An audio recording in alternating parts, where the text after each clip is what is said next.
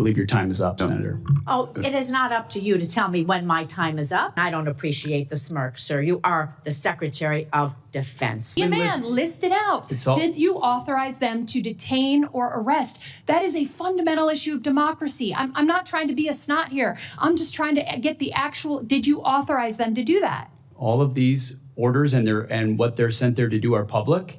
They are okay, there so to say it.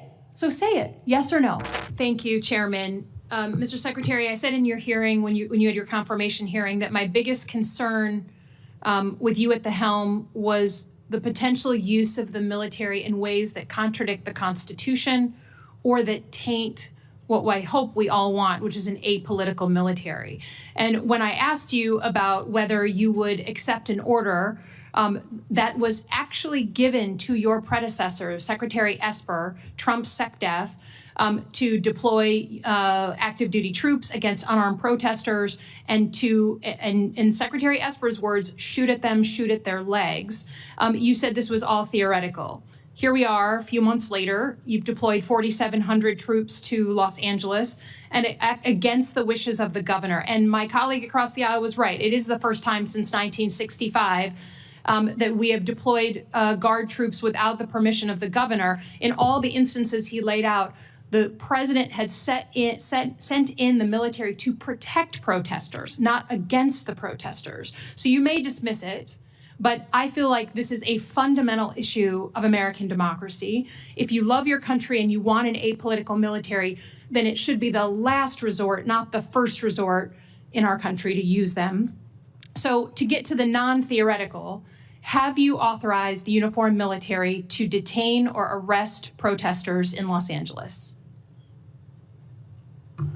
Senator, I would just start by saying you're not a protester if you're throwing concrete 100%. at law Arrest those enforcement people, officers. throw them in the jail, 100%. But what you're doing is something different. Everyone knows this is a political decision, right? So we don't trust that you're using the best interests of the military, certainly, and of democracy on top of that. So have you given the order? That's all I want to know. It's not theoretical. For the U.S. military, not law enforcement. They can arrest all day long. That's their job. Do they have the ability, the uniformed military, to arrest and detain protesters currently today?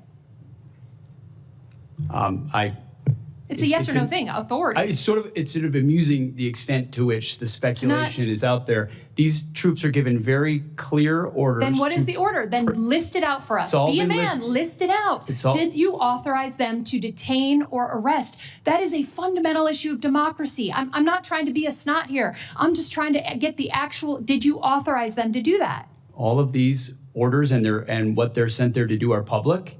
They are okay, so say it. So say it, yes or no? I'd like to. Please, yes or no? As I've said time and time again through interruption, they're there to protect law enforcement, do they have ICE the ability officers to arrest? who are trying to do their job, deporting illegals who were allowed in by the previous administration. So they cannot arrest and detain citizens of the United States, the uniformed military. As we've stated, if necessary, in their own self-defense, they could temporarily detain and hand over to ICE. But there's no arresting going on. And you know this better than you're trying to play political games. There's no arresting of U.S. personnel. Of the U.S. military against members of the protest. Have you authorized U.S. military cyber tools to investigate people participating in these protests? Yes or no? Certainly in no way that I'd be aware of. Okay, that's good. I love that answer. That's great. Have you given the order to be able to shoot at unarmed protesters in any way? I'm just asking the question. Don't laugh. Like the whole country. And by the way, my colleagues across the aisle. What is that based on? What evidence would you have that an order like that has ever been given? Giving that order to your predecessor, to a Republican Secretary of Defense, who I give a lot of credit to because he didn't accept the order. He had more guts and balls than you because he said, I'm not going to send in the uniformed military to do something that I know in my gut isn't right. He was asked to shoot at their legs. He wrote that in his book. That's not hearsay. So your poo-pooing of this, it just shows you don't understand who we are as a country, who we are. And all of my colleagues across the aisle, especially the ones that served, should want an apolitical military and not want citizens to be scared of their own military. I love the military. I served alongside my whole life, so I'm worried about you tainting it. Have you given the order? Have you given the order that they can use lethal force against honor? I want the answer to be no. Please tell me it's no. Have you given the order? Senator, I'd be careful what you read in books and believing it, except for the Bible. Oh my God. So your former predecessor, I guess that's not enough for you. Okay, on Iran. I don't think there's a debate. There's like a cat fight going on in your own party about whether to go after Iran. Have you commissioned any day after planning? So any force protection, any use of ground troops in Iran, any cost assessments? Because I don't think we doubt what we can do as a country in the attack. It's the day after with Iraq and Afghanistan that so many of us have learned to be so deeply concerned about. Have you authorized day after planning? As I've said, we have plans for everything, Senator. Okay. And again, thank you, Chairman Wicker, Ranking Member Reed, for holding this hearing. Mr. Secretary, we have a short amount of time, so I'm just going to ask a few simple questions, and I would just appreciate if, for some of them, you would just answer yes or no. And so, Secretary Hegseth, would you agree that every senior official in the Department of Defense must reflect the values and conduct that our service members must uphold and our citizens expect? Senator, we want to uphold the highest possible standards. I'll take that for a yes.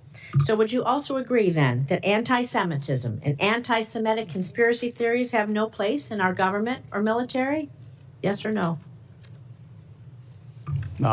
They should not. Thank you. So would you also agree that anyone who has posted, and I'm going to quote, anti-Semitic conspiracy theories lifted right out of a neo-Nazi playbook, end quote, shouldn't be anywhere near a position of power? Yes or no? Since I don't believe the characterization of many officials in the news media, I would need to see precisely what's being characterized. But generally, would you not say that if we thought something was coming out of a neo-Nazi playbook, it doesn't have any place in our Department of Defense? Now, Secretary Hegseth, the quote that I just read you was referencing Ms. Kingsley Wilson, the DOD press secretary. It's a direct quote from her, who my Republican colleagues on this committee have also expressed alarm over due to her comments. In fact, one colleague said, and I'm going to quote again, obviously I don't agree with her comments. I trust the Pentagon will address this, end quote. However, in the months since, not only have you not addressed these anti-Semitic comments, you have promoted Ms. Wilson. This seems to be at odds, honestly, with President Trump's commitment, very public commitment to combat anti-Semitism, which you just said you too agreed with. So, Secretary Hegseth, given the rise in anti-Semitic violence, hate crimes in our nation, and to show that the Trump administration, your administration, does have a zero-tolerance policy for anti-Semitism, will you dismiss Ms. Kingsley from her role as a U.S. military spokesperson today, yes or no? Again, that's why I referenced the context and characterization. Well, we'll send you the quote, I've worked sir. directly with her. She does a fantastic job, and there's any suggestion that I or her or others are party to anti-Semitism is a mischaracterization attempting to win political points. Sir, and I'm going to Senator, say you're attempting to win political points on the backs of mischaracterizing the statements of a member of my department, and I'm not going to stand for that. You are not a serious person. You are not serious about rooting out, fighting anti-Semitism within the ranks of our DOD. It's despicable. You ought to be ashamed of yourself. I'm going to move on to General Hawk. The sudden inexplicable dismissal of General Hawk. He serves both director of the National Security Agency, commander of U.S. Cybercom. It's deeply concerning, raises significant questions about the decision-making process, its potential consequences. Public reports indicate that the removal of General Hawk, who has served his country proudly, has been influenced by social media influencer, a personality on social media, Laura Loomer, spreads conspiracy theories. She's been denounced even by Republicans. And the idea is that any leaders within our agencies responsible for our nation's security, somebody would be dismissed based on the advice of a social media influencer is alarming, to say the least. It's surely not how we should be running our military. So were you consulted regarding General Hawk's dismissal, yes or no? Well, Senator, I would not advise believing everything you read in the media.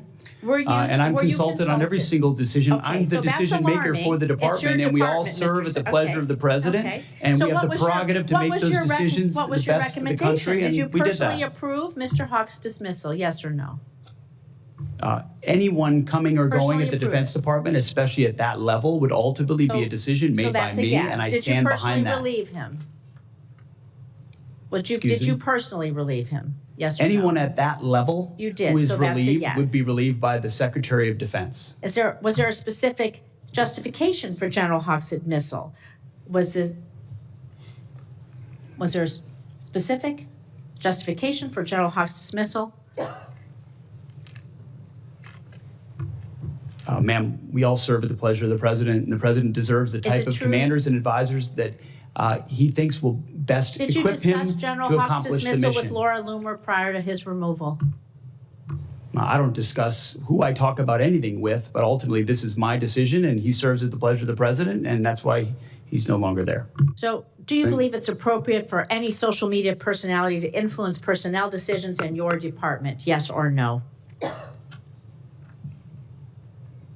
I believe your time is up, Senator. Oh, it is not up to you to tell me when my time is up. Well, the time And I am of the going to senator. say, Mr. Secretary, you're either feckless or complicit. You're not in control of your department.